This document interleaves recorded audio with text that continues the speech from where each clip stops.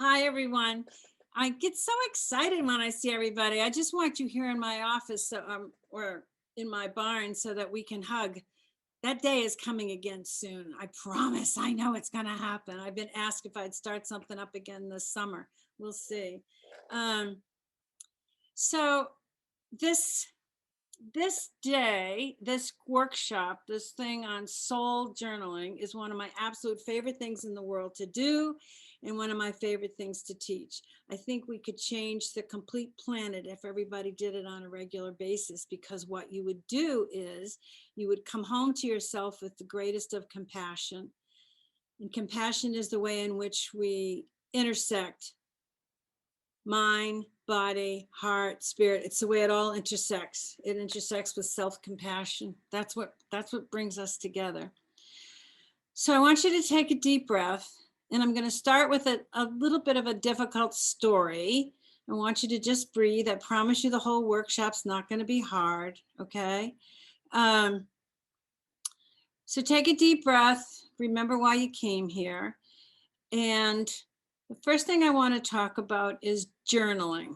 All right. And the story has to do with writing. Because as soon as you say journaling, everybody says writing. And then I had people say, oh, I can't do that. I can't do a journaling workshop because I don't write. So for many people, writing in school was painful. Imagine or remember this. You are a child returning to school on the first day of the third grade. Your teacher, Mrs. Fredericks, tells you to take out a piece of paper and write a paragraph about what you did this summer, the past summer. You see in your mind your grandma and grandpa. You write that you went to their house. You helped your grandpa paint the back porch. You made chocolate chip cookies with your grandma. As you hand in your writing, you feel happy and proud. Your teacher gives the paper back to you the next day. 5 words are circled with red pencil because they are misspelled. There's an arrow pointing to the place where you forgot to indent the first word of the first paragraph. There are 2 little lines in red under all the letters that should be capitals. On the bottom is a C minus. That this is what you learn. You had a C minus summer. You thought it was A plus summer, but it wasn't. It was only C minus. You have a C minus grandma and grandpa. No, they're A plus, but you have failed to show that they are A plus. You have failed your grandma and grandpa. 3, Mrs. Fredericks didn't want to know about your summer after all. What she wanted to know was whether you could spell grandpa and whether you remembered to indent and use capitals correctly. 4, never, never again write about something that matters deeply to you. Protect what is personally important. Just find out what the teacher wants and write that, or declare that you don't know how to write. Can anybody relate to that story? Can you show with a hand whether you can relate to that story? So what I'd like you to do for your first little write here, for just like 2 minutes, write about what you were told about your writing. Whatever you think about it. I mean, maybe you were encouraged, but I think most of us had a story that we didn't do it right. So just take a minute. I'm just going to do like 1 minute of.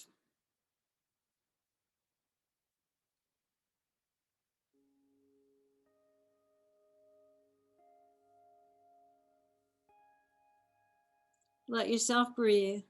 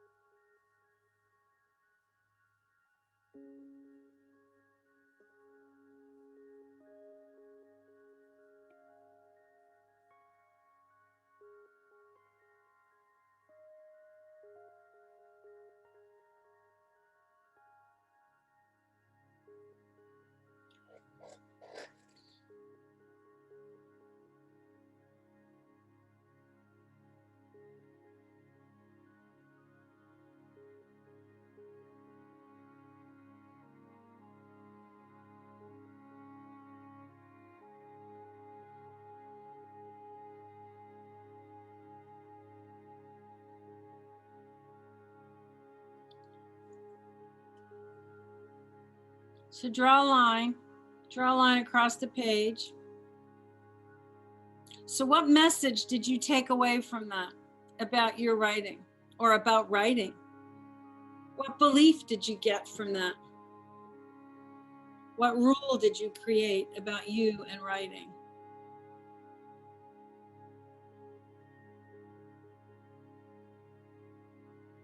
For many of us, we got that same rule about drawing or art.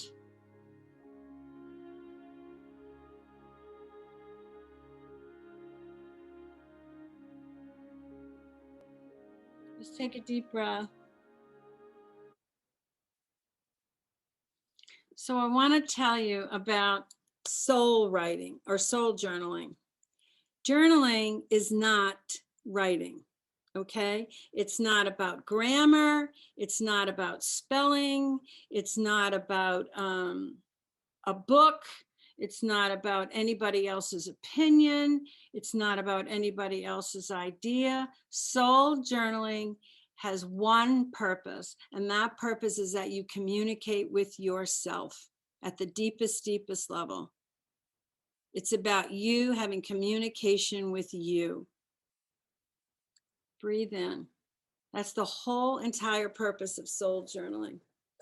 And what stops us from journaling, oh, the other thing about journaling is, period, all journaling is not about a diary. It's not about you have to do it every day. It's not about how long you have to do it. It's not about how often you have to do it. It's just like when you have a friend, there are no rules about how often you're supposed to call that friend up and check in. There's no rules about what you give that friend for their birthday, or, it's just what you want to do, how deep you want that friendship to be. Soul journaling or journaling is about how much you want that relationship with yourself. And what stands in our way is always fear. Resistance is all about fear. I'm not going to do it right. What am I going to find out about me? If I take if you're in the 12 steps, the 11th step is prayer and meditation. Soul journaling is totally about meditation, because it's about quiet time with self. It's about having a conversation with self. So I want, when we're going to be talking today for this next hour and a half or whatever, or what I have you do for writing, I'm going to introduce 5 words to you. And I want you don't have to write these words down because I'm going to be talking about them, but I just want to give you the overview. We're going to be looking at soul. We're going to be looking at energy, essence, knowing with a capital K, and intuition. Okay. So right now, just a little bit of journaling about, or writing, journaling about what you think soul is. Like, or you can put the words in the chat if you'd like. What do you think soul is? What's the first words that come to mind? And your soul. Just the first words that come, like foolishness, not real, my heart. Like, what comes up for you when you think of the word soul?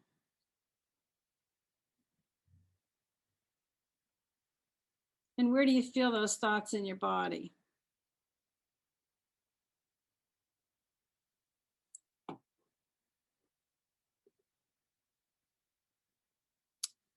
Oh, someone says, beautiful word, heart, top of my head, my brain. Breathe in, my essence. Take a deep breath.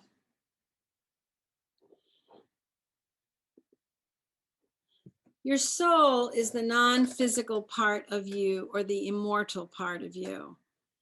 Now, this isn't about a religious concept. This is just about science, okay? When someone dies, the energy that's released from the body at the point of death is measurable. There's a measurable energy that's released at the point of death. There's absolute and there's a measurable energy that's begun at the point of birth, right? There's an energy. And one of the rules about energy is that energy cannot be created or destroyed. It's the first law of thermodynamics. Energy cannot be created or destroyed. It can only be transformed. So we know just by touching our heart, listening to our breath, feeling the heat in our body, we know that there's an energy going on in us called life force. It can't be ignored. We can be afraid of it,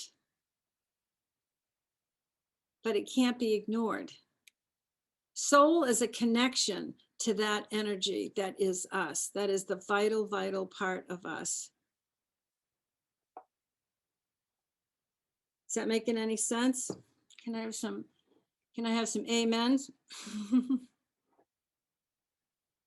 Take a deep breath.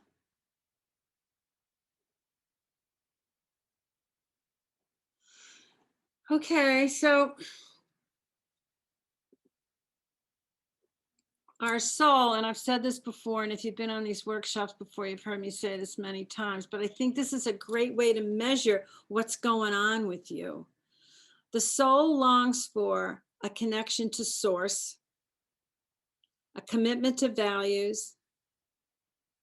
It longs to express, it longs to serve, and it longs to create. And the way I like to think about soul, obviously, it's not a block I can hand you or something of substance, material substance that we can like hang on to and say, oh, when you catch one of these, you caught a soul. But there's definite feeling about it. There's definite understanding about it. You know, when you've connected to someone else at a very, very deep level. And that's not a mind thing. It's not in the mind. It's definitely in the body. The soul is like the house that holds the essence of us. The soul is the home that we come home to. Does anybody have anything they'd like to say about what I've said so far? Does anybody want to share? Does someone raise their hand? I can't see. I'd love to. I would love to. Oh yeah, Gail, go for it. Can you guys hear me? Am I unmuted? Yep. Yeah.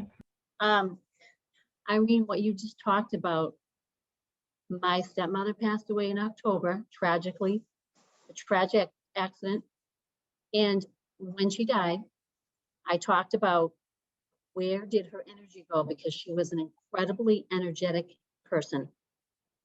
And what you just said is so perfect, because I kept looking up what's the definition of energy.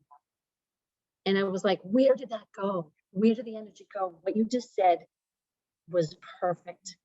It just transformed. And I can't tell you how I feel right now, just hearing those words. But that's what it is. Anyway, sorry. No, you don't need to be sorry, because it's a mystery. It's a mystery, but we have knowing about it. We know there's an energy. Just like we know there's an energy in a seed that we plant in the ground. Yep. How does that magic happen? How does that magic happen that becomes whatever it becomes, a pansy, a daisy, a kumquat, a squash, a zucchini? You know, how does it become that? Right.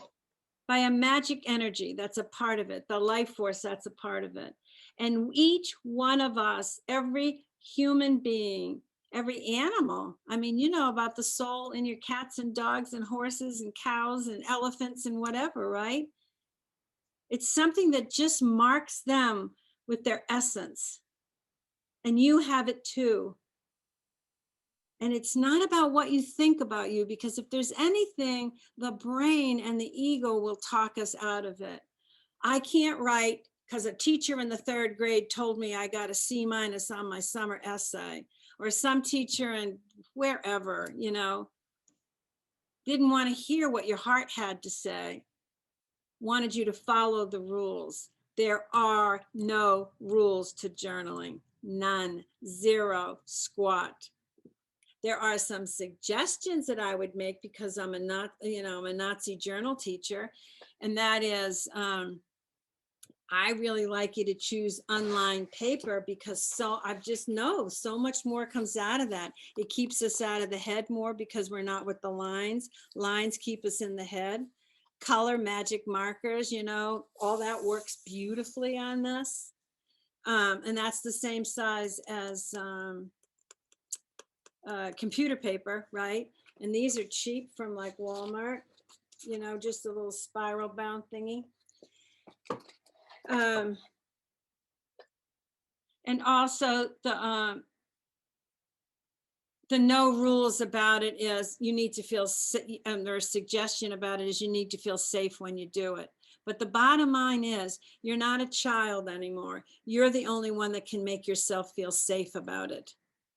You have to make sure that it's in a place that you feel private with, that when you write in it, that you're doing it where you're giving yourself some attention. 15 minutes can do it. A half an hour can do it. It doesn't have to be, well, I have to go off to a mountain cabin and be locked away for a weekend. That's delicious when that can happen. And if you take a writing retreat, that's really, really fun, as long as it's a non-critical one. But for journaling, I want you to just imagine the possibility of having your journal be your companion. It's the place you take your thoughts to. It's the place you show up for yourself with. Now, not that everybody's going to do this, but my friend Bev over here turned her journal into a phenomenal book. And that's not necessary. That's not necessary. But Bev, would you mind talking about what you went through and how your journal worked for you through a very difficult time? Sure. Irene gave me numerous writing assignments after my husband died, and I journaled incessantly. And I thought that if I put my journal into a book, I could tie a ribbon around it and put it on the shelf, and that would be the end of my grieving. And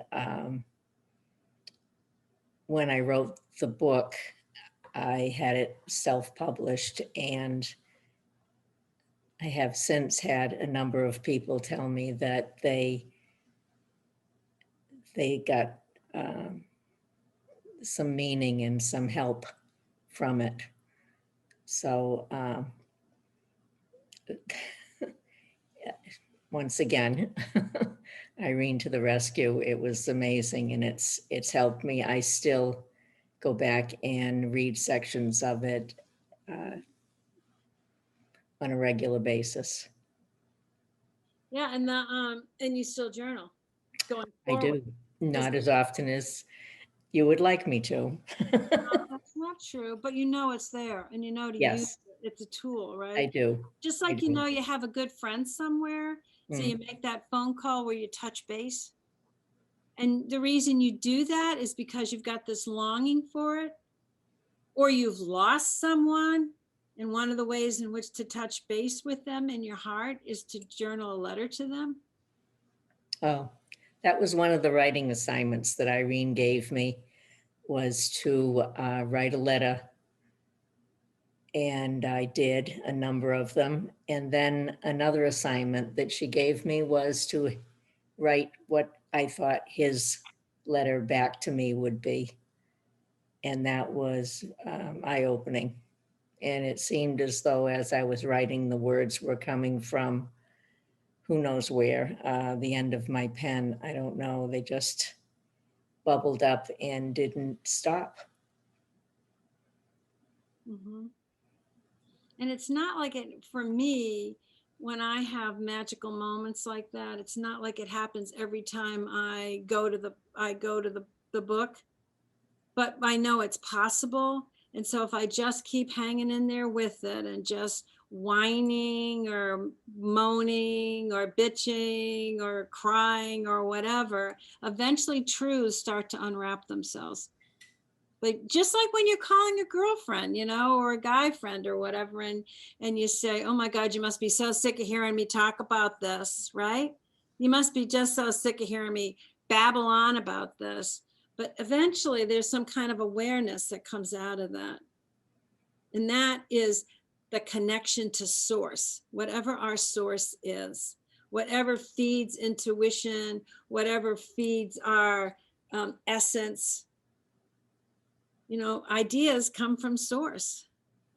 I remember one time I was working I was the executive director of a youth agency, and we had like no money and 7,000 projects that needed to be done on a regular basis.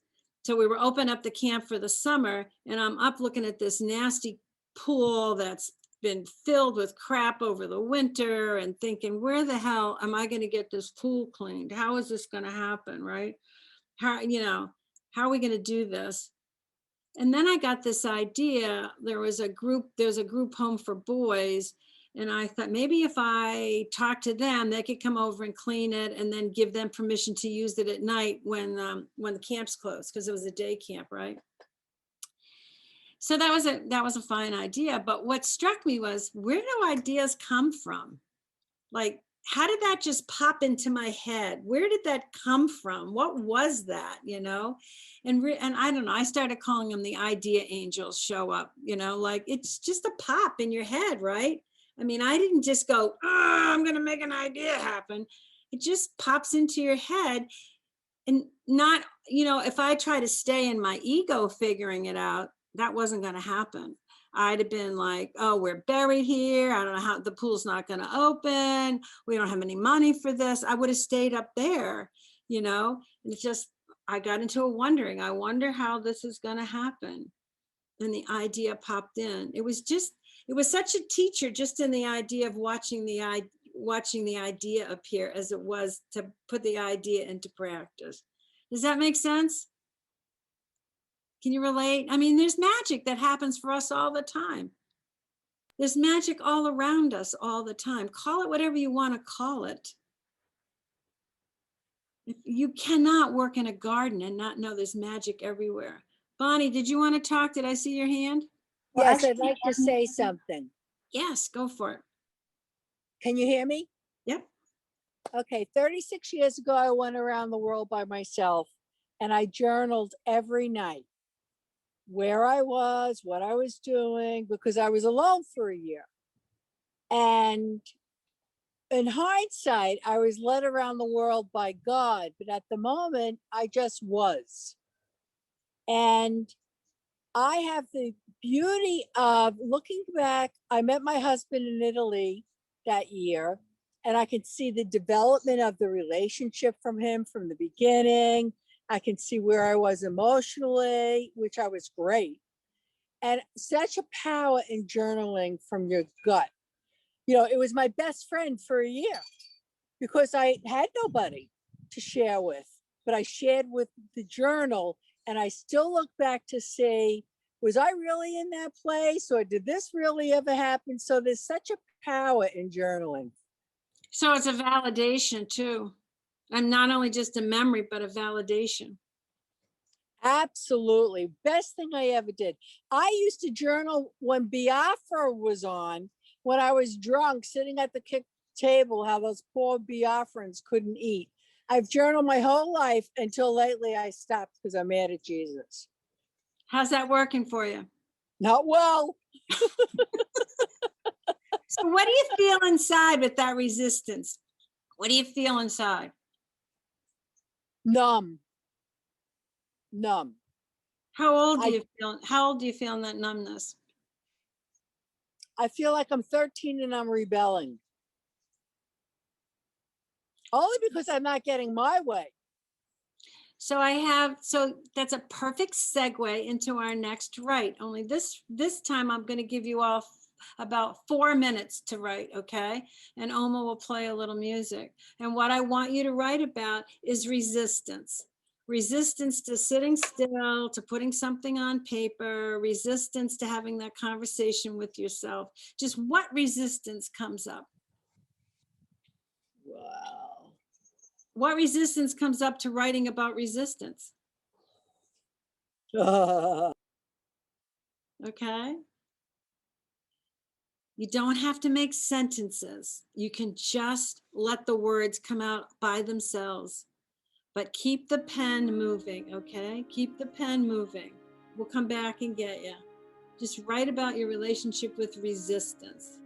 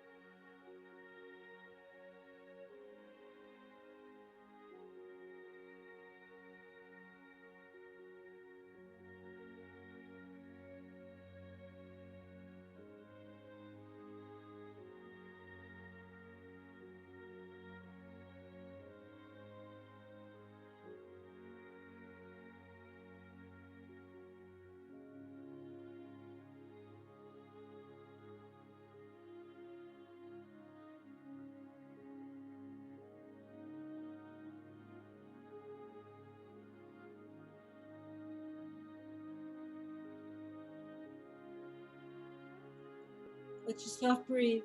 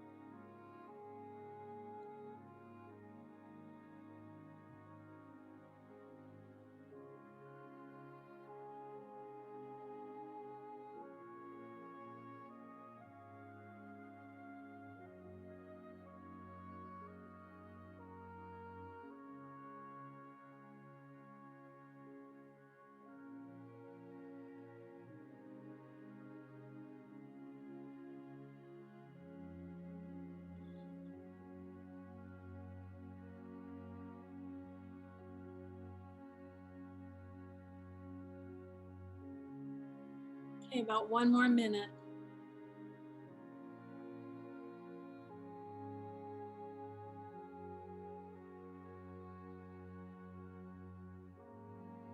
I've been noticing where you feel the resistance in your body.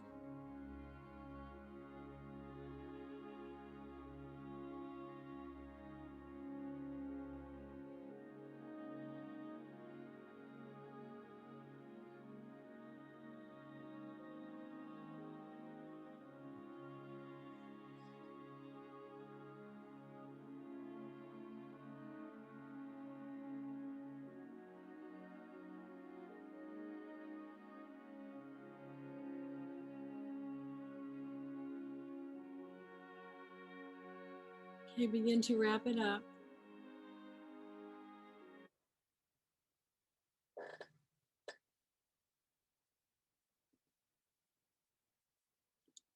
Is there anything anyone would like to share? I was going to tell you that Ann B and Kat had risen their hand before if they still want to share. Okay, let me see. Let's do with Ann Dibler. Start with Ann Dibler.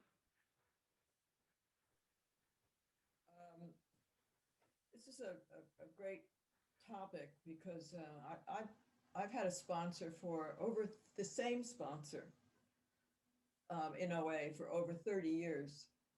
And she, thank God, I mean, she's a great blessing. And the biggest joke between us is how I can't write. Not can't because I'm not good, but I can't because I physically can't get myself to write. And no matter what we've done and going through steps and everything else, I mean, I've done the minimum. And I believe deep down, it's because it's fear, absolute fear of what's going to come out. And I'm afraid of not being able to handle it, I think. I don't know. I'm talking about, I've been in program 33 years. And the thing is that in having done some writing with a therapist, and I've done the non-dominant handwriting, I know it works one way or another. It works. But I just back off. I can't meditate well either, even though I know that works beautifully in helping me. But I don't know what's going to come out. And so I still fight. How old is she? Oh gosh, I really. Does it feel young? Pretty young. Yeah. Oh yeah. So, Can anybody else relate to that? The fear of what will come out? So Sharon can relate. Sharon, yeah, sure, absolutely. Take a deep breath. Okay, we're going to talk about that, Ann. That's a great topic. Thank you. Who else wanted to talk? Was it Ann B that wanted to talk? Yes.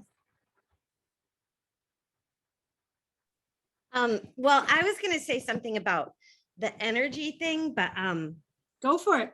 well, I have so much to say.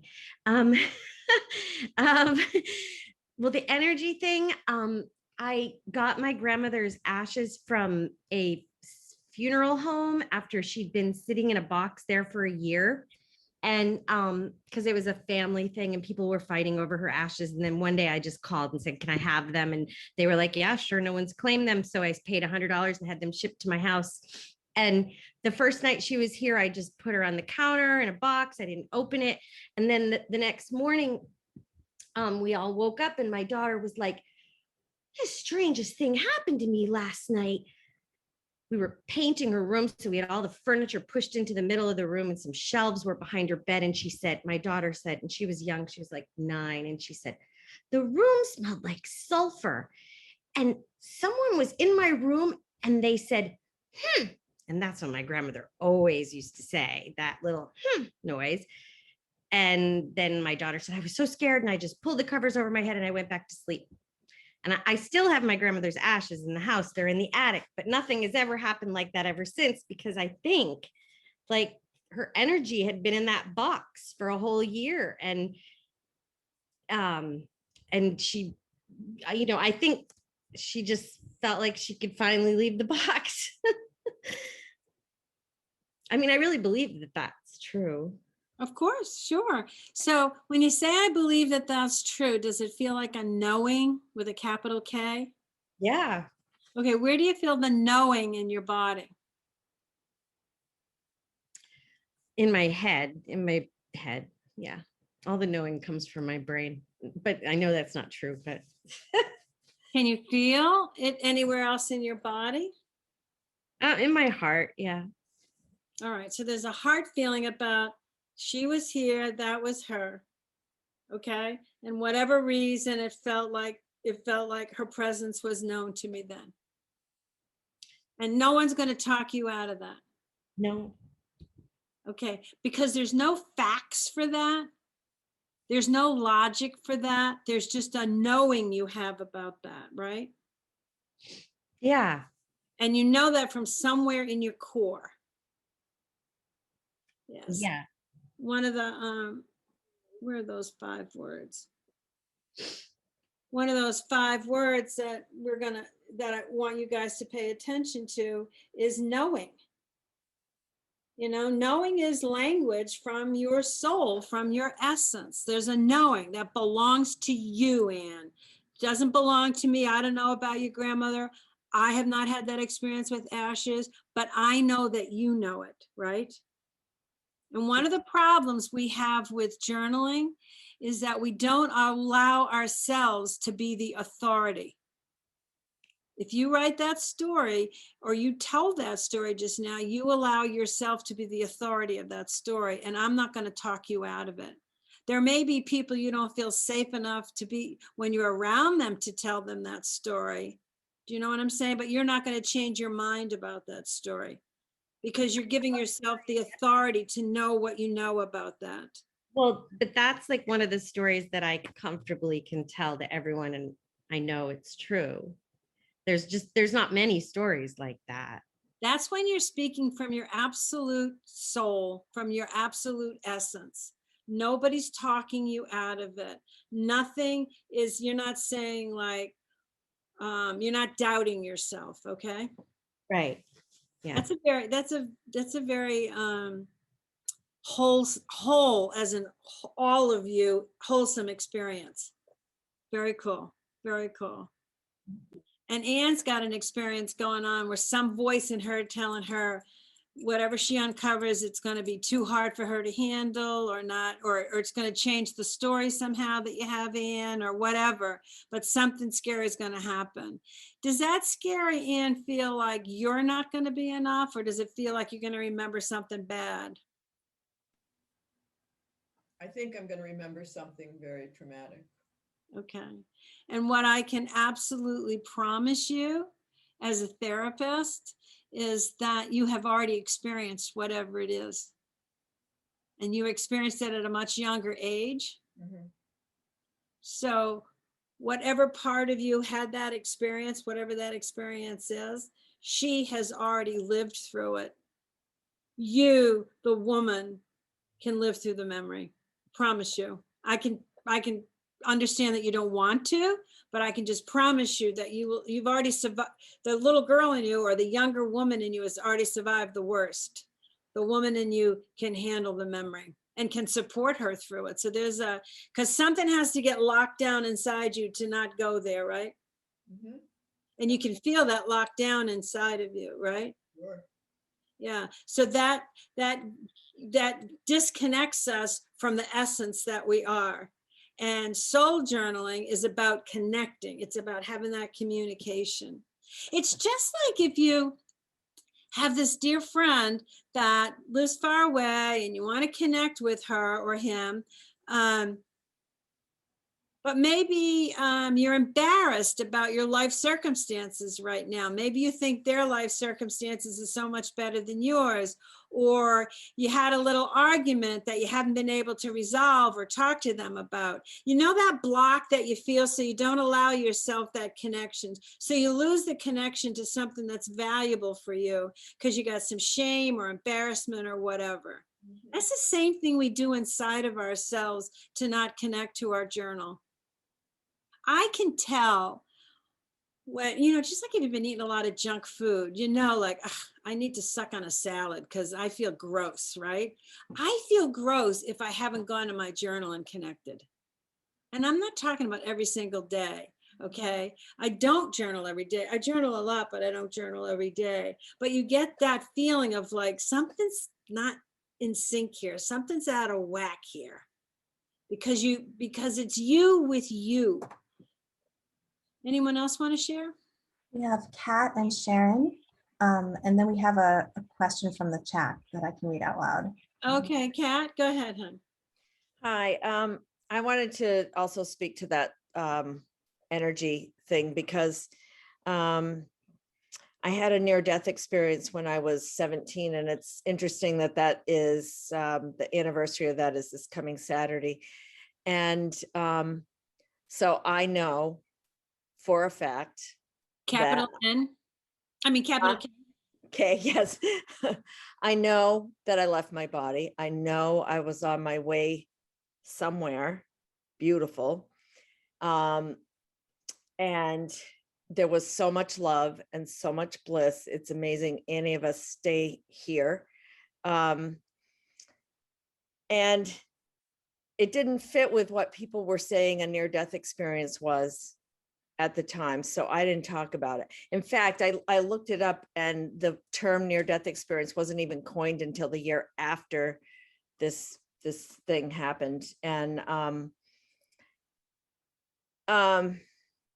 so I just kept it quiet. And I did mention it to a couple of people. I'm not going into the full story, but I did make a decision to come back. I heard myself make the decision, and then I could see myself on the ground, and then I was back, I was hovering above, and then I was back in my body after I made the decision. And people told me it was a hallucination or some bullshit thing, you know, trauma from I was run over by a car. And I knew that that was not true, but I wouldn't talk about it because everybody that started talking about near death right after that term came out had a tunnel, they had a welcoming reception, there was music, there was, you know, I had none of that. I was going to a corner. Did you know there are corners in the galaxy? There's a corner. I was going to a corner. And so I just shut up about it. So you But gave your authority to someone else, but you still have a knowing that that happened to you. I don't know that I gave the authority. It's mine, it's precious, So you and never stopped believing can't it. have it. You right? didn't give the authority away. You never No, stopped. I didn't. But the other thing I wanted to say that came up in the, you know, if there's an Olympics for resistance, I'd probably resist joining, but I excel at resistance. I really do. And what came up while I was writing this was, I haven't, you know, I haven't sorted it out enough to come to the happy conclusion, but I had no fucking privacy in my house. And to the point where my bedroom was off the kitchen. I could have had a bedroom upstairs. They could have made a bedroom for me upstairs, but I had this little bedroom off the kitchen, and the kitchen was a very busy place in our house. And I would get all kinds of shit for having the bedroom door closed at any time. I could close the door when I was sleeping, but that was pretty much it. And even when I was getting dressed, it was always a, you know, it was like they couldn't stand for me to have the door closed. And I also realized that when I was in the bathroom taking a shower, they would give me a hard time to hurry up. And I would time myself sometimes and go, I'm not taking any longer than anybody else does, but they couldn't stand for me to have that much privacy.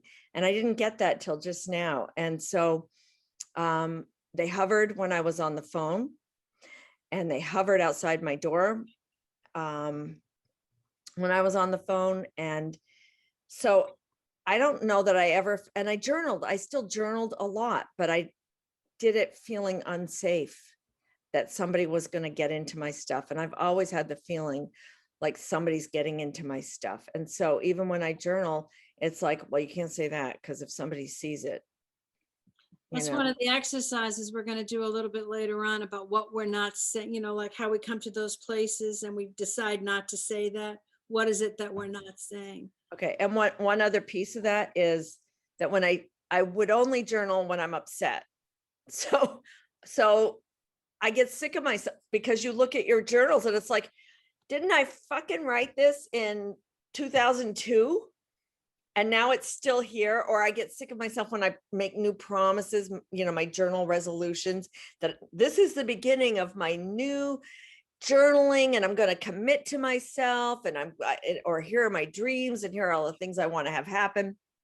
And then because I didn't follow through, it's like, oh, I'm sick of her. I'm really sick of her. No compassion in that, huh? Not really. Okay. Thank you. Anybody relate? Oh, yeah, Celinda. I'm going to go to Sharon. If you want to talk, Celinda, you certainly can. Sharon, you wanted to share something? Thanks, Kat.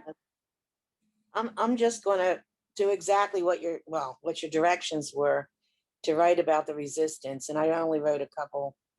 Okay, I wrote, I'm not good enough, not able to be creative. When I go deeper, I feel a deep sadness crying for my little girl who only wanted to be loved and protected. I'm deeply saddened, getting choked up, tears on the page. Feels like I'll never stop crying for all those years. So grateful for certain special people in my life now. Irene, for helping me feel these things I never felt before. Now I'm in the last stages of my life here. I feel resistance in my gut, stomach, throat. I dare not let myself go there. I'm so scared. I'm in fear of what might come out. That's all I wrote.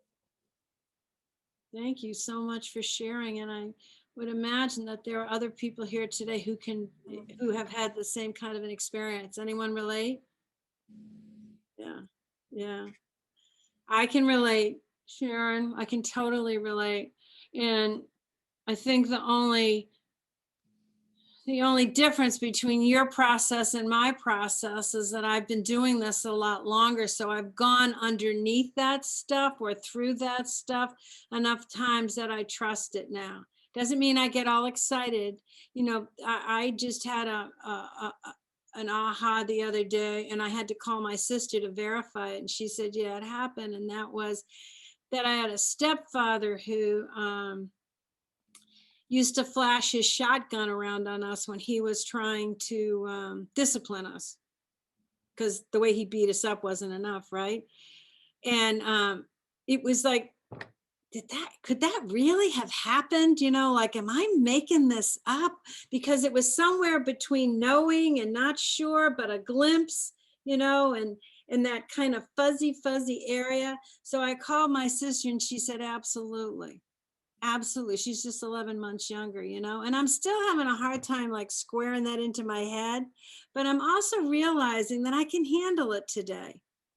I can handle that story. Okay. I'm not fighting to hold on to, well, it was all, I'm not fighting to hold on to something that's not true. I'll let the truth come out. And you, Sharon, I mean, like, we've worked together for a little bit of time now, and you never, ever would have gone there with your writing when we first started. I can't believe how clearly you went there and you just own what is for you in this moment. And as scary as it is, does it feel like there's some kind of peace in that connection? Like you're not denying yourself your truth? To be honest, it's like just starting kind of. It's just, this is all real new, and I don't normally do this ever really. So it feels like there's so much more. And if I don't I mean, somehow I have to get it out. And I don't really know if I want to do that. I don't know. It's just very scary. So there's two voices. There's a voice that's saying, somehow I need to get it out. And there's a voice that's saying, it's too scary. Exactly. So Yep. where do you feel? So everybody's got two voices going all the flipping time. Yeah. We have very few moments where we're just in the knowing. We're just in the peace of the knowing. We have very few moments of those. And they are to be cherished. And they come from just showing, like, you have those, you know, when you have the special friend I'm talking about, and you make that call, and maybe you say, you know, you kind of hurt my feelings the last time you said blah, blah, blah, or I was disappointed you didn't remember blah, blah, blah. And she shows up again like your good friend and says, I'm sorry, I didn't even realize what I was saying. I didn't know that would hurt you. But whatever you do, right? You were honest. She could hear you. Then there's that nice peacefulness inside, like you can have that connection again. Yeah, that's The beautiful. risk is that she may not meet you there. Okay, that's the risk. The risk is the unsafeness that you feel around her, or the anger you feel around her, could get bigger, but at least you would be in this place of like, okay, I'm safe now because I know she can't go any deeper with me. You know, Yeah, so and that truth is worth having rather than stuck in limbo. I should call, but I don't want to call. I should go there, but I don't want to go there. Blah, blah, blah, blah, blah, blah, blah, blah, blah. Rather than just the piece of like following through. right. So Linda, was it Celinda that wanted to talk? Who wanted to talk? There was a question I wanted to read out to you, Irene, that was directed to you in the chat. Okay. It was about, I think it was concerning writing out by hand, like on that sketch pad when you journal. And the question was, Irene, would it be the same to record and then print? No. No, it's not the same. There's an organicness that happens when my hand gets tingly and falls asleep and gets numb. I've gone to physical therapy for it because this is so important to me, right? And just as a side issue, a lot has to do with the back of your neck, much more than it is your hand, because you're doing this all the time, and we're doing this all the time with the phone. So I've learned some exercises. I support my arm and whatever. But anything you do with technology takes it from an organic place in you. So write a little less or for a little shorter period, but definitely use your hand. All right. If there are some pieces that you write that you want to type up because you want to save that piece for some reason, but do it as second, not first. First is going in here with as much organic, natural process as you can, and make sure that you're comfortable with the pen that you hold and not a pencil. You can use a marker, but the pencil is too temporary. There's a hesitation when you're using the pencil. And that's from the Nazi journal teacher. I keep telling you there's no rules, and then I give you my rules. And you can also tell me to go to hell because it's your journal. You do it the way you want, okay? Anybody else want to share? Dave? You have to unmute yourself, Dave. Unmute. Okay. Can you hear me now? Yeah. Okay. Oh, by the way, just so you know, even though Irene is my wife, she's also the greatest teacher I've ever had. So those go side by side. Writing about resistance. I had written in my third sentence, and it took me right back to a pivotal moment in my life. When I was in a therapy program. Actually, I was being trained, but I was going through the program that I was going to be trained in, doing experiential therapy. And I just done a whole lot of anger work, particularly directed at my mother. I had so much stuff coming out of me, anger. I was surprised myself. When I was spent, I was just totally exhausted after doing this physical anger work that I did. That I was on the floor on my knees, and the therapist came over and leaned on me, all of her weight. And she said, "You know what this is?" And I said, "Yeah, it's heavy." "Yeah, but you know what it is?" And she said, "This is your mother's shame." And I got it for the first time. And that's when I first realized what I was carrying in my life and in my body that did not belong to me. Took me a lot of years to realize that. And in the journaling just now, Irene, you gave us to describe resistance. I realized, that's the resistance. I don't want to put out in the light things about me that I would not be proud of other people knowing. And it just took me right back to that moment when I realized that what I carry, the stuff that gets me in trouble is not mine. It's when I'm carrying something outside of me buried within. That's the heavy weight. That's what I wanted to share. Great. Thanks, Dee. So I'm going to have you, is there anyone else who wants to talk? There'll be another opportunity, but I just want to make sure I'm not missing anything. So I'm going to give you another opportunity to write, okay? And when I said that sentence before of the idea about we give authority away, that we make somebody else right, R-I-G-H-T, We make somebody else's rules more important than ours. You know, that's part of what we have to do in order to have truth with ourselves, is to understand our beliefs, because a lot of our beliefs are rules. And we have to know where those rules came from, and do we still accept those? Do we want those? I mean, we could have gotten a belief from somebody else, but do I want it? You know, Irene has this belief that if you write on online paper, it's much more creative, much more will happen. Well, maybe you have resistance to that. Okay. So you don't give authority to me, you give it to yourself. But I would also suggest you give it a try before you say you won't do it. All right. But you know what I'm saying? You have to have the authority. You have to have your authority over you. We're all adults. We need authority over ourselves. And this, I'm talking about the authority from your truth. Rules challenge our intuition. Intuition challenges our rules. Because when the truth is coming up for us, that's what the cause of anxiety is. The truth is coming up for us, and there's a part of us going, oh, no, I'm not going to see that. No, I'm not going to look there. No, I'm not going there. That's where anxiety is.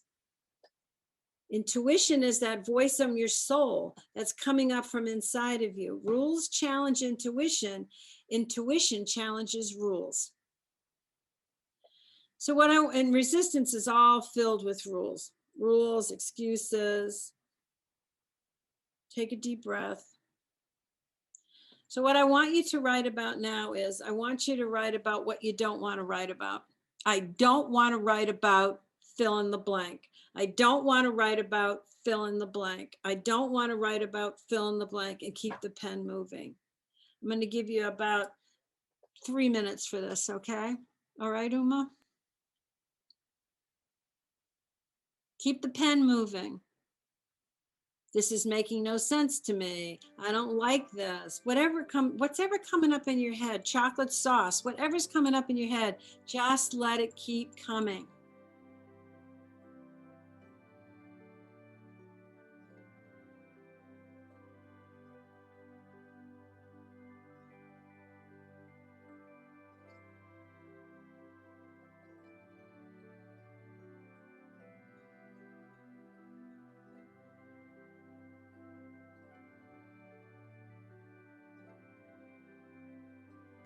And when you're looking at what you don't want to write about, ask yourself, what are the rules or the beliefs that are going along with this?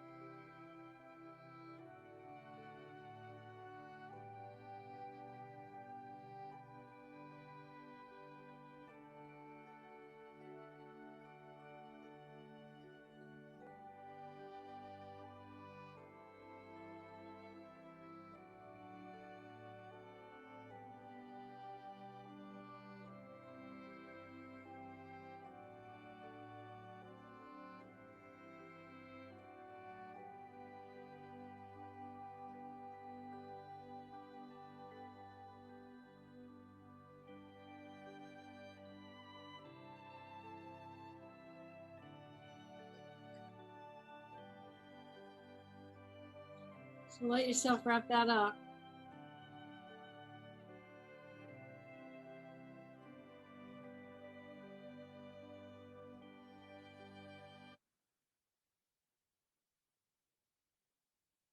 Take a deep breath. I love watching these cats behinds walk in front of the screen. Anne's got hers and Bonnie's got her. These little kitties with their little behinds. They're so cute. Does anyone want to share? Karen, did you want to talk earlier? Did I miss your hand?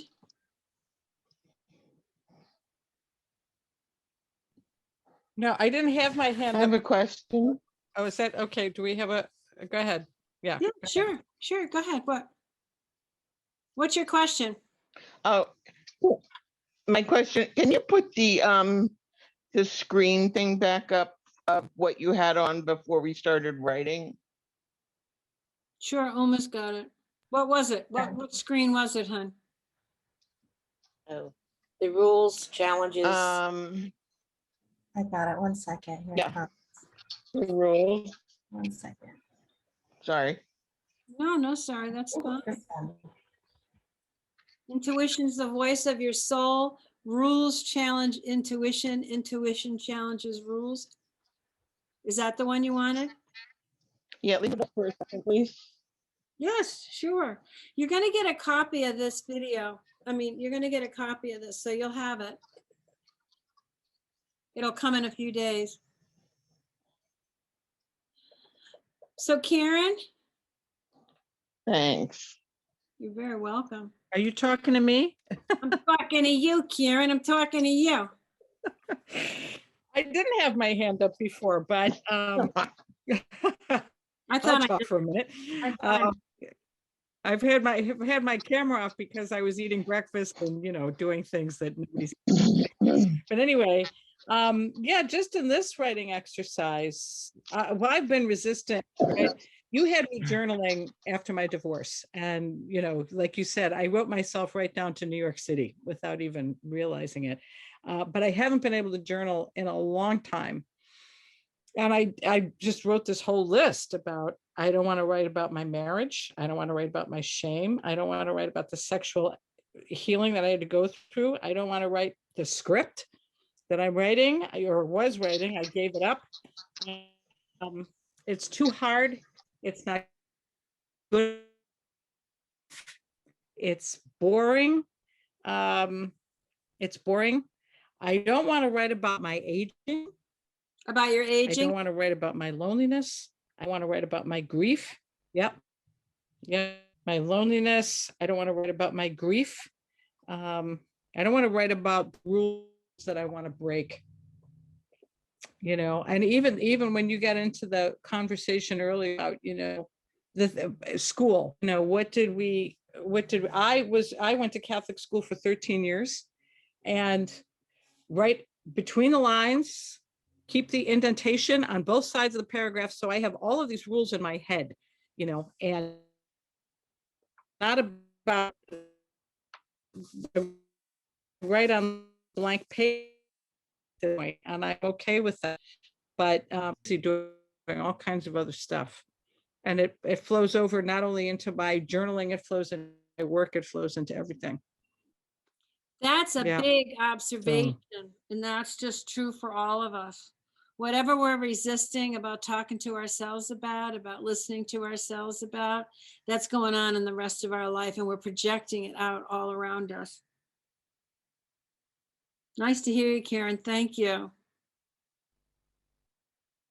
Anyone else want to share what you just wrote about? Oh, good. Cindy. I need to unmute you, Cindy. You need to unmute. Okay. There I'm you using my I just wanted to thank David because he really sparked something, and it's I think this goes into my resistance about writing. And it's I grew up with a grandmother and mother trying to hide their shame or my mother's shame. And it's I don't want to write about this shame because I feel about not knowing how families really work. For all my life, I have guessed at what it is appropriate and how to act and think so people will like me. Only now expressing feelings to others. And I can just feel it all right here. In your heart, Yeah. in your chest. Yeah. So that's a total description of giving up your authority. Can you read that again? I don't want to write about the shame I feel about not knowing how families work. For all my life, I have guessed at what is appropriate and how to act and think so people will like me. Only now experience expressing feelings to others. So you were always looking outside of yourself to see, is that what you do? Is that what you do? Is that what you do? Right? Right? Right. And never trusting what you wanted to do or what you thought about, or not even asking yourself what you wanted, right? Exactly. Yes. So tell us about one time in your life where you did listen to your intuition and you followed it through.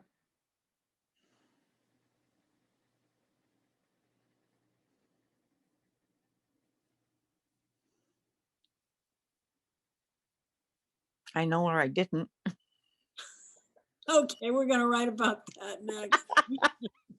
We're going to write about that next and what happened. Does anybody else want to share about what you didn't want to write about? Bev, if you got your hand up? Oh, yeah, I see it. I wrote about all of the things that I listed that I didn't want to write about. A lot of them were, maybe half of them were things that may or may not happen in the future, such as my aging.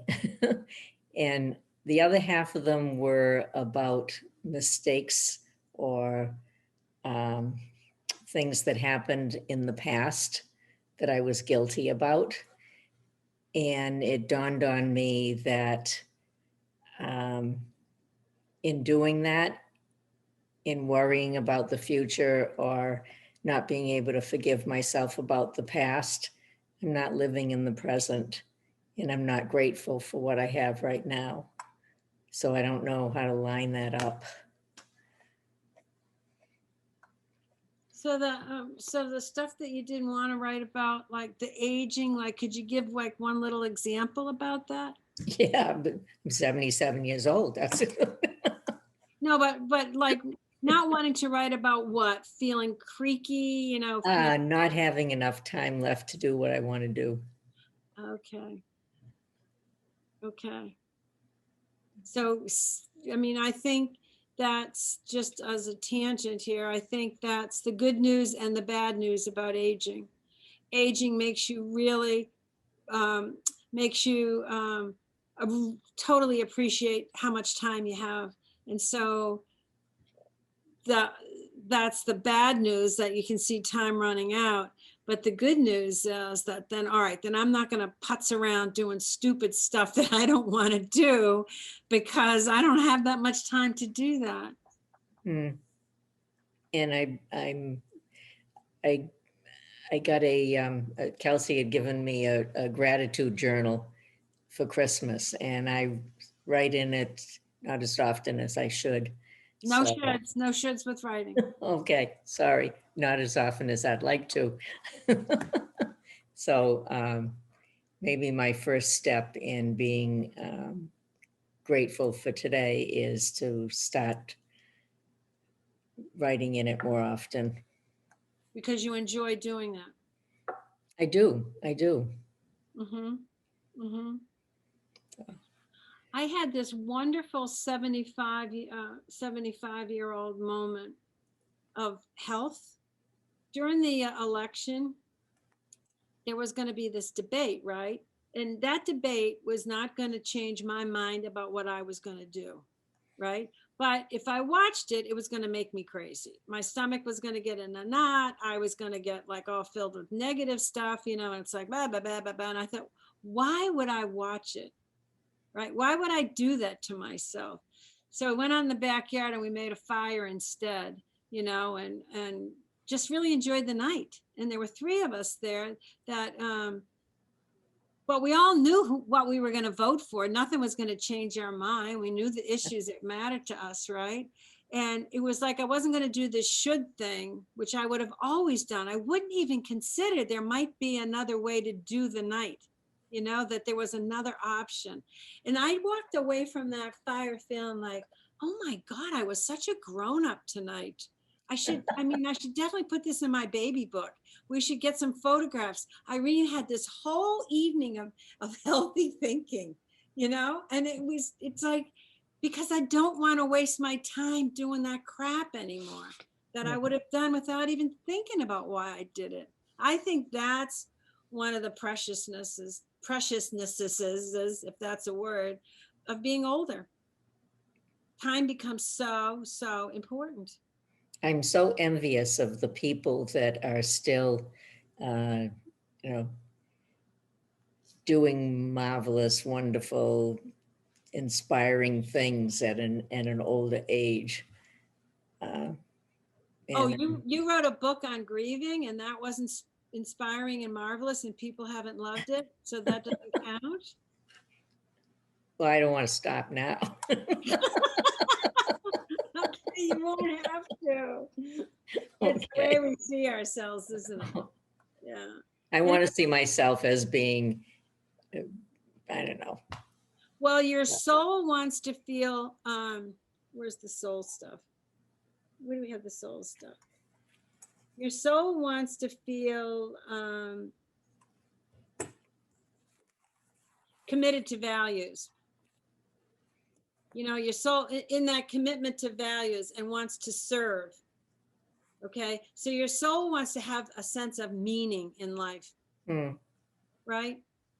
Yeah, I think it keeps you young. Well, I think it keeps you vital. Yes, good word. I think the word we track all the time is I want to be younger. I want to be younger. I think what we really want is to be vital, because when we were younger, we felt more vital. We felt more alive. And the more we connect to this, the more we get in touch with it, because we get rid of the stuff that's not serving us. I hear you. It's true. Thank you. Thank you. Thank you for sharing. Anybody else want to share? All right. So I'm going to give you another right. Okay. And this right is, I'm going to give you another 3 or 4 minutes. Does it feel like I'm giving you enough time? I don't want to give you too much. Okay. And they're just prompts to get you thinking. All right. And I guess the word I haven't used that I probably should have used earlier is process. Soul journaling is a process. It's an experience you have with yourself. There's not a recipe. It's a process. And I want you to just start to engage in it. You are so worth meeting and knowing.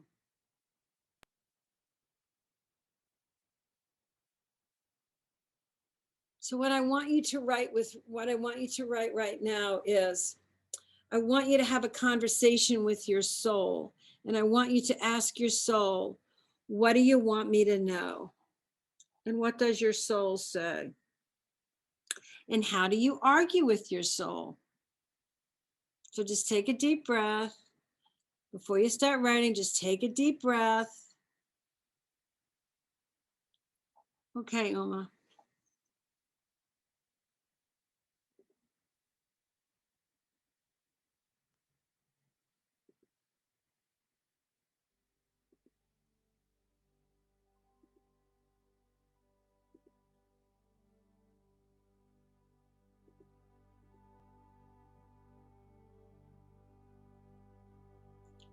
Soul, what do you want me to connect to? What do you want me to hear? Let me trust what I hear, what I'm impressed with.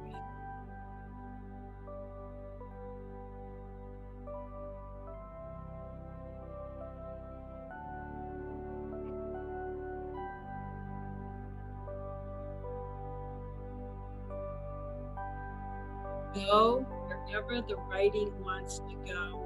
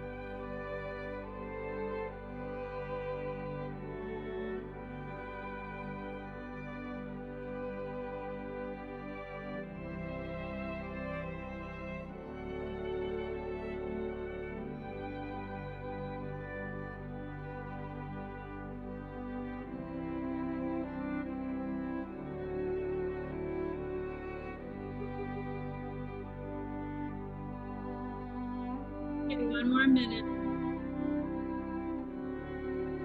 Take the full minute.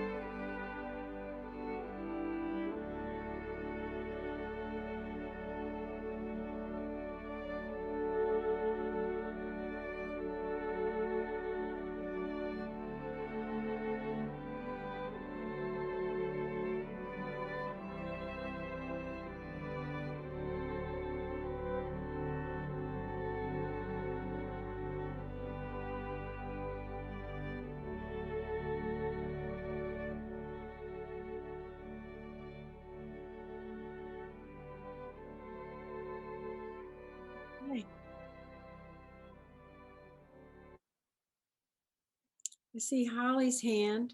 Holly, do you want to talk, huh?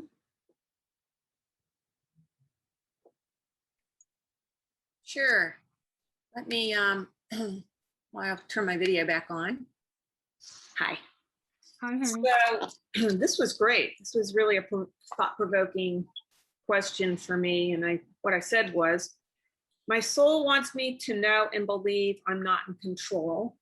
So I'm not responsible for others or what they think of me, including my children. My soul wants me to know I'm good, honest, sincere, and a caring person. It's my ego that argues with my soul. We don't need to feel that, look at that, take responsibility for those things that hurt or are shameful or embarrassing. My soul wants peace, joy, and love deep, deep in my soul. I'm enough. It's okay now. I deserve that gift, that treasure. My ego, argues with my soul that I don't deserve that. I'm not good enough yet, not perfect enough yet, wasn't a good enough mother, wife, daughter to deserve it. Punishment for sins I didn't even know I committed. So that so the ego has lots of rules, Yeah. and you're being and lots of critique and lots of checklists, and never arrives. The ego never arrives at a place Never. of peace. No, because the bar is always raised. So no matter what, if I were able to ever attain any of those lofty ideals, it wouldn't matter because it's going to just get put higher. It feels like, you know, those horse shows where they have the jumpers and it's like every round they raise the bars a little bit higher until the poor damn horse like, you know, kills itself trying to get over the fence. Yeah, I mean. Spoken by a woman who just got out of a foot cast. Yeah, there you go. Not jumping so great these days. I've had a lot of time to sit and, you know, meditate and mull over and, you know, feel feelings and, Oh, you just reminded me of something, you know, when we don't put it down on paper, when we say we mulled over it, thought about it, if we notice our thoughts, most of the time when we're mulling, we got about 5 or 6. It's just like when we're worrying, when we're mulling, we've got 5 or 6 thoughts that are just going round and round and round and round and round. Nothing is changing up here. But when you start to journal, you get to another place. You get to another place if you allow yourself to go there. And I'm giving you these little exercises because I just want you to notice, you know, like what stops you. And you've all just put on that list, you know, what you don't want to write about because you don't want, as soon as that comes up in your head, it's like, yeah, I got to go make dinner. You know, like I got to get out of here. My hand's getting tired. I got to move on. And I'm not talking about torturing yourself, but something was opening up for you, right? As you just kind of read that. Yeah. I would imagine that reading that list you were giving yourself is a part of you that was saying, oh, come on, Holly, cut some slack for yourself, right? Yes. And I felt some real truth in there. That you had some amends to make, you mean? well, I felt some real truth in there in terms of the battle of my ego with soul. Like, so my ego tells me, well, if you were good enough, you wouldn't have these issues with your daughters, right? But my soul is looking at that going, but you're not in charge. They're adult women. You can't, it's out of my control. There's nothing I can do with that. And it doesn't mean I'm a bad person. So and this is where I think journaling is going to be. And I used to journal a lot. And oddly enough, over the last 18 months, pretty much through the entire pandemic, huge changes in my life, leaving our ranch, my mother nearly dying in the hospital, COVID pandemic, all these issues with my kids, and I'm not writing. I mean, of course, now I get that. Well, why? Because it would be more painful. It would be more difficult. It was such a hugely emotional time for me. But the one place where I could have looked to for support with that, I put aside, almost like, you know what? No, just punish me more here, because writing might take the edge off of that. It's like, are you crazy? Why didn't I turn to my journal? I've used them for years. I mean, like, that's what the fifth step's about. I didn't give myself that gift of writing that might have taken a little bit of the pain out of what all of these experiences have been like. I mean, And when we give ourselves the gift of writing, what we're really giving ourselves is the gift of time and attention. The three things that a kid needs from their parents are quality. I'm talking about raising a child: quality time, quality attention, and quality direction. And now as adults, it's a way we can show up for ourselves in a very meaningful, effective way, giving ourselves the time. Well, parenting our inner child, right? I mean, we're sort of all still doing that. I think we do it I think we go off this planet hand in hand with whatever the little one was. Because I think they are the holders of the soul and the essence. Thanks for sharing, hon. Is there anyone else that wants to share from what you just wrote, or anything that we've been talking about? We have time. Anne, Anne B, did you want to talk? It looked like you wanted to talk. Well, I wrote some things that were pretty similar. I mean, I first didn't know what to write because I didn't hear anything. But what does not hearing anything mean? Your brain didn't think that was good enough? Well, I don't know. I was sat here and I was like, and I literally wrote, I don't know. There you go. That's how you started. I don't know. Blank, blank, blank. What's this about? I want you to just get used to like flushing out whatever's, this thing never stops. So it's not like you didn't hear anything. We do, but then we judge it and say, well, that can't be it. That can't be right. Right? Yeah. Yeah. Cause it's interesting. Like, as you start to write, you just write what just pops into your head, and then you're furiously writing the last 30 seconds because you finally, like, something's just coming out. You primed the pump, right? I like that concept about the ego and the soul and them being like taught. Those are the two voices, right? And and mine was pretty nice. I mean, I was like, accept what is and be thankful and spend time with yourself in a meaningful way. You're okay. You're doing the best you can. So I thought I was pretty, like, I got some good advice. But in the end, it's like, what's blocking me from making those connections with other people in my life that are important to me? And what's blocking me is the fear of, and not belonging, and the judgment, and that's very painful. And so you avoid it. You or I? Oh, you said you avoid it. Oh, I avoid it. Because yeah. Yeah. I is centered right smack in the middle of the soul. The eye of the essence. I isn't in the ego. Well, I avoid it.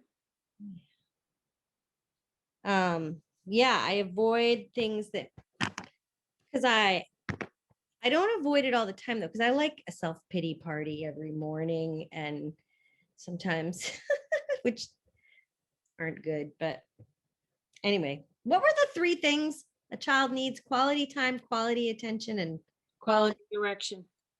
direction. Those are the three things a kid needs. Thank you. Thank you. Thanks for sharing, honey.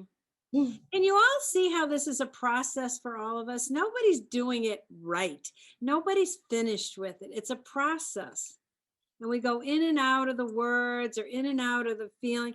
But when it's feeling like it's coming from a special place, there's definitely a different feeling than when it's coming from judgment, right?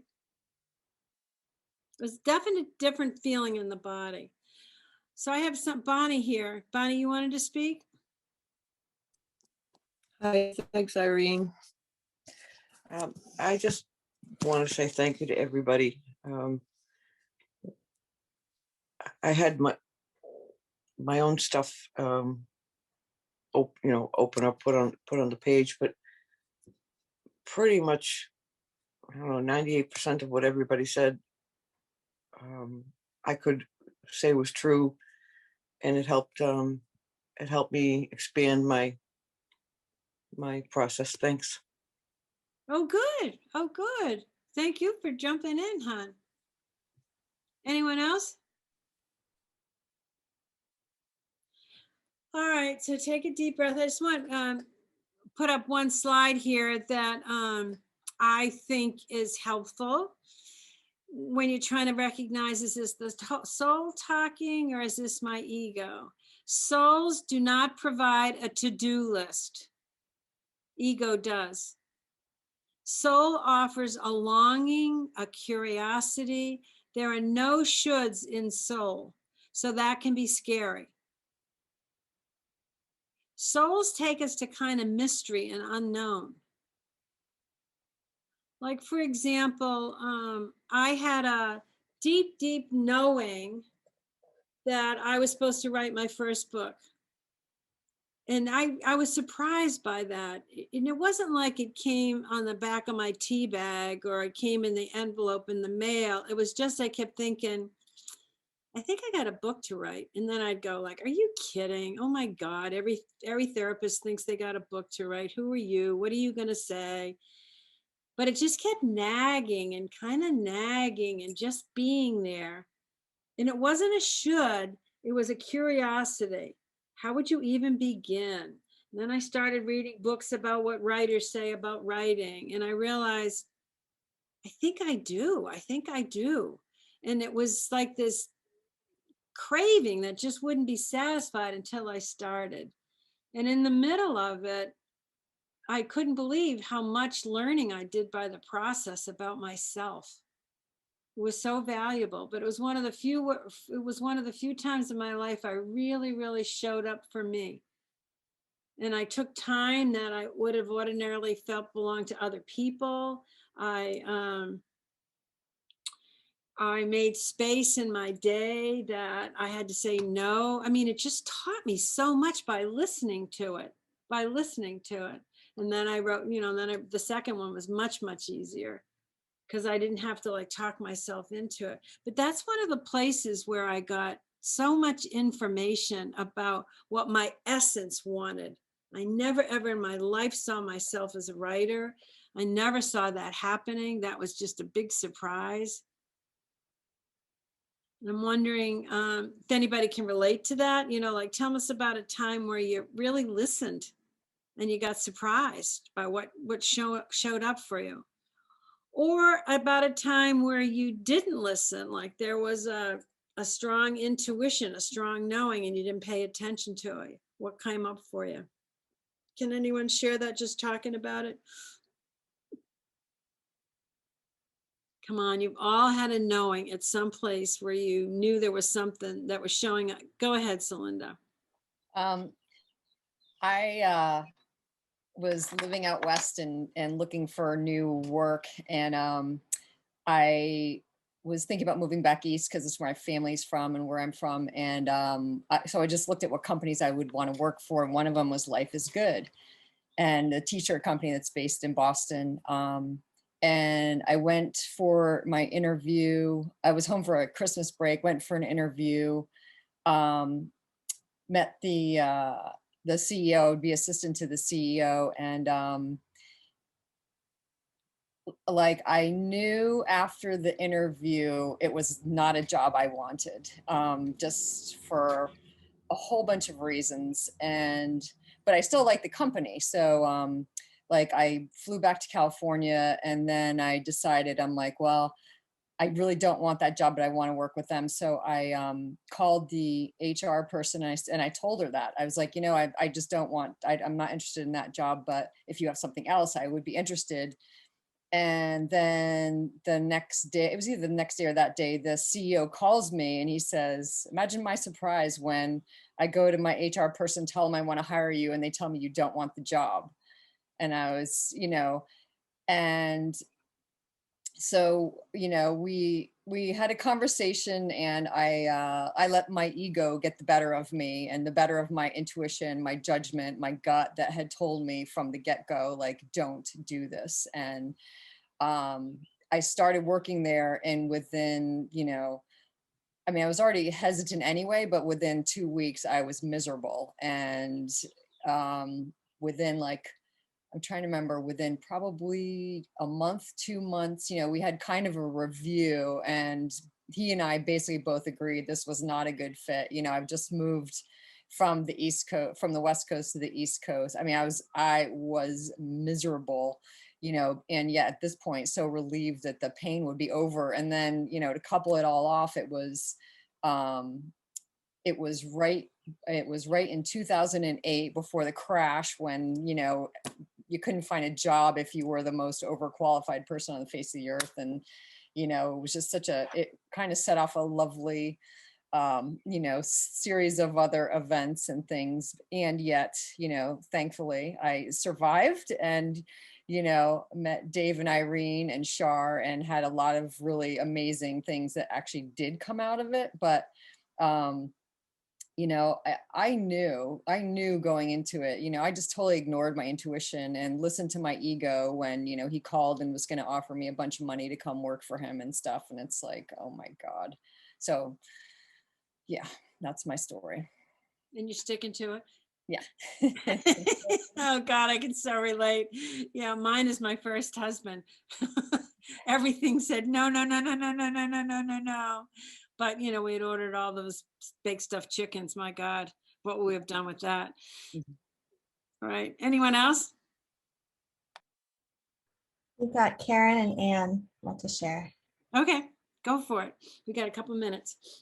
Okay, Irene, well, my first intuition, which my first intuition of what not to do was my first marriage and my only marriage. And I was there for 25 years. And then the intuition to leave was so strong, and it took me so long to get the courage to do it. And I was fighting it. I was fighting it. And in my head, I'm going, I can't leave. Where am I going to go financially? All am I going to do that? And my body was telling me, you must go, like you must go. And there were lots of reasons for that. And then the intuition, the journaling about New York. And I don't think I ever wrote New York City. I don't think I ever wrote that in my journal, but I wrote about all of these experiences that I wanted to have in the journal. And I ultimately wound up having all of them in New York. So it was so you felt your longing, like what your desires were, and your longing were speaking to you. That's right. And I had no idea where I was going. And the intuition kept saying to me, sell your house to your husband. You're going someplace bigger. You're going someplace. And I had no idea where or how. And as you know, it all fell in beautifully.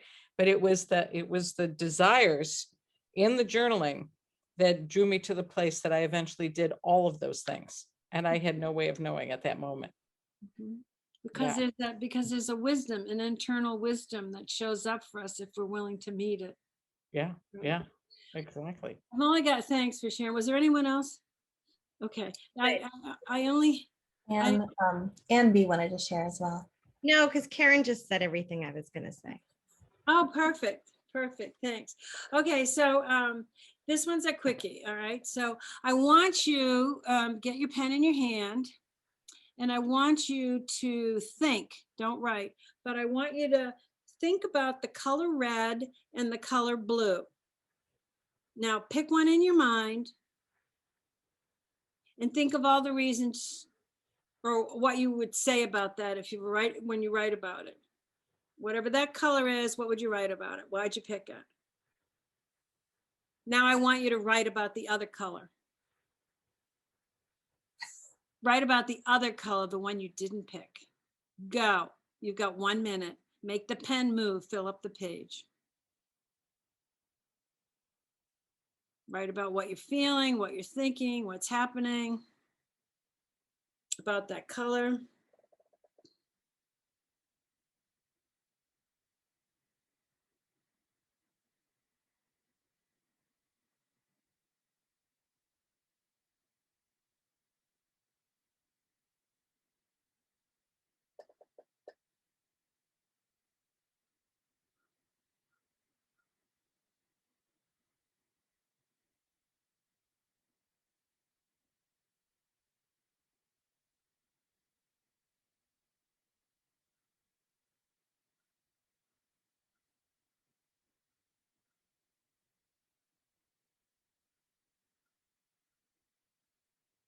Is that a minute, Uma?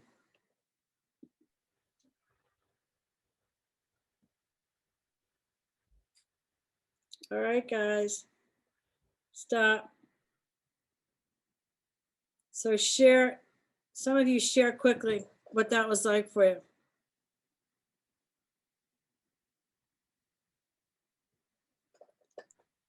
Anne. Well, what I didn't pick was red. And what very quickly, too strong, it's negative, it reminds me of blood, evil. And I look terrible in that color. And it reminds me of extreme, whether it's conservatives or very extreme liberals or anything that's extreme. For some reason, it just hits me that way. And how did it feel for me to tell you to pick the other one and write the other one? Well, I'd rather write about blue, but I was ready. I mean, I was ready to just go in and talk about blue. But Okay. I think it's good to see why I didn't want red and I mean, it came out so fast. Yes. And that's what can happen when you're journaling. If you notice what doesn't want to be, what wants to be spoken about, but we won't go there. We have this like, you know, the head didn't want to go to red, but something inside you had something to say about red, had more to say than you realized, right? Oh, yeah, yeah. And that's kind of the mystery of like how you can be guided if we allow ourselves to let go of the reins.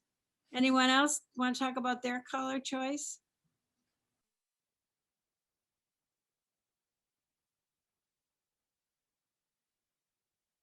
Go ahead, Karen. You want to talk? Yeah, sure. My preferred color was red, as you probably know, because it's full of passion and, you know, sexiness and all of that.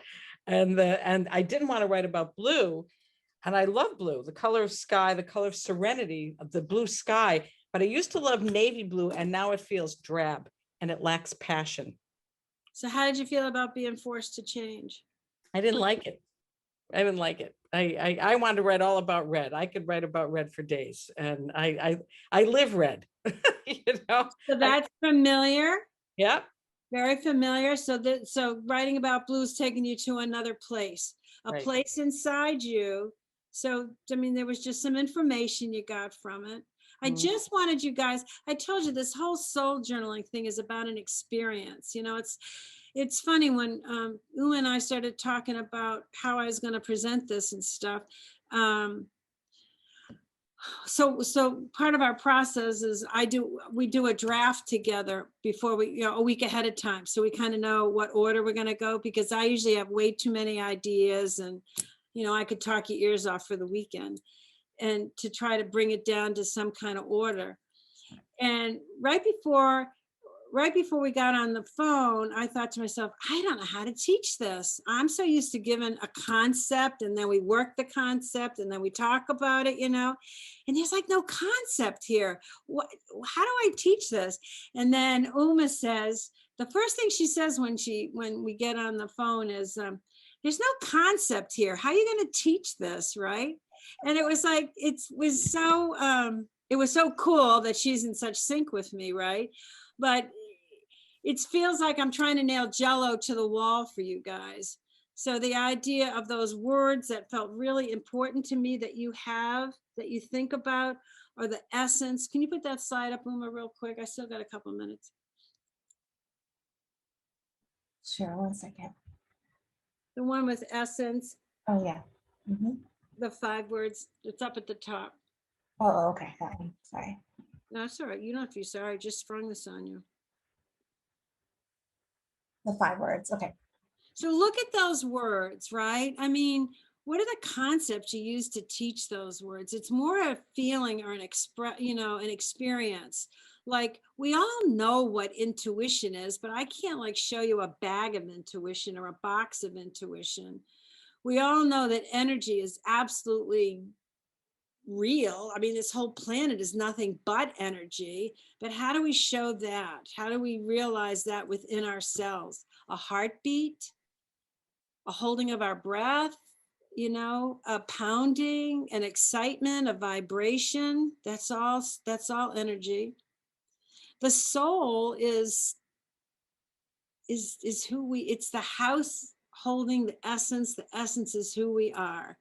The knowing and intuition are the ways in which the soul communicates with us if we allow it. There are those who might say that this is the connection to source, and the intuition is like how whatever source is speaks to us, whatever you think source is. I hope this was helpful in the sense that we took off some of the rules you might have about journaling. It's not a diary. You don't have to do it every day. If you did it 15 minutes once in a while, just like a great conversation with a friend, it's so valuable. And you remember you did it, and you remember you made the effort, and you feel a connection. It's a connection with you at the most intimate level. Intimate. Intimacy. I can promise you from the bottom of my heart and my knowing and being that you have nothing to be afraid of to go find you, to go explore you. You are a gift to this planet. And it's the fear that blocks you from finding out more about you. I don't want anyone to leave the planet without knowing who they were, who had this journey, who had this experience. Anybody want to share any closing remarks? Did I put you all to sleep? Irene, well, I love every workshop. I mean, I love every workshop, and this one too. I had my video off for all the reasons I said before, but I was listening to everything and journaling, and still surprises me. It still does surprise me. And yeah, and there's a question in the chat. So does the color exercise show us how when we write something painful that we don't want to write about, did we learn something by doing it that way? I did. I know I did. It brought me deeper, but this was good. It was a good reminder for me again, like, get with it. All right, hon. Thank you. Yeah. Thank you, Irene. Oh, you're very welcome. I just want to remind you all that the next workshop is on, I like to do the workshops the last Sunday of the month. I didn't do it last week because it was Memorial Day, but the next workshop is Sunday, June 27th, which is when it should be. And it's Pajamas, Coffee, and Becoming You. There's going to be a lot more of this, but some other stuff too. And you can, I mean, a person definitely didn't have to come to this one in order to come to the next one. All of these are standalones, but there'll definitely be some more of this kind of stuff. All right. Becoming You. Love you all. Thank you for your. There's also a food, sorry, before we go, there's a feedback form I'm going to put in the chat here. We would love to get your feedback. There's also going to be an email where you can click on it. So anything you really liked, anything you would suggest, any like topics you would like to suggest for next time. So we would love to hear from you too. And thank you so much. Bye. This was awesome, Irene. Thank you. This was fabulous, Irene. Thank you. Oh, Learned good. so much.